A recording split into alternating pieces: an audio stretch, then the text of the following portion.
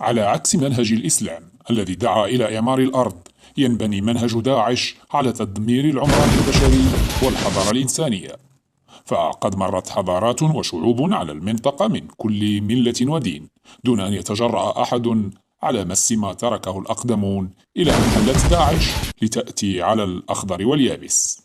ولم يكتف التنظيم بتدمير المعالم الحضارية القديمة كمدينة تدمر ومتحف الموصل، بل بلغت جرأة التنظيم إلى تدمير المساجد وتفجيرها بمن فيها.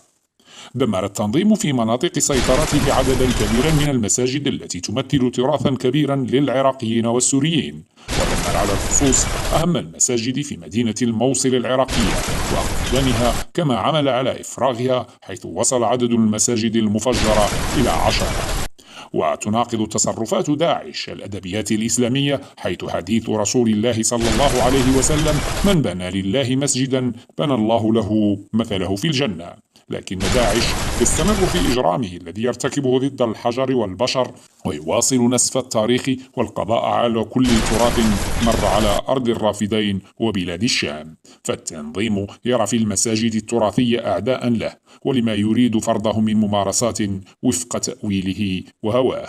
ويعتمد التنظيم على سياسة ممنهجة في نسف المساجد منذ بدأ هجماته في العراق وسوريا وفي كل منطقة يسيطر عليها.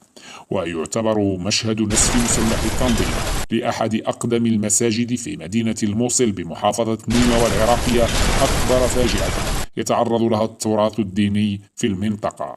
ولا يكتفي التنظيم بتدمير المساجد الواقعة في مناطق سيطرته، بل نفذ هجومات وتفجيرات انتحارية في كل من السعودية والكويت، حيث أعلن التنظيم الإرهابي عن مسؤوليته عن تفجير مسجد القطيف في المنطقة الشرقية ومسجد الدمام.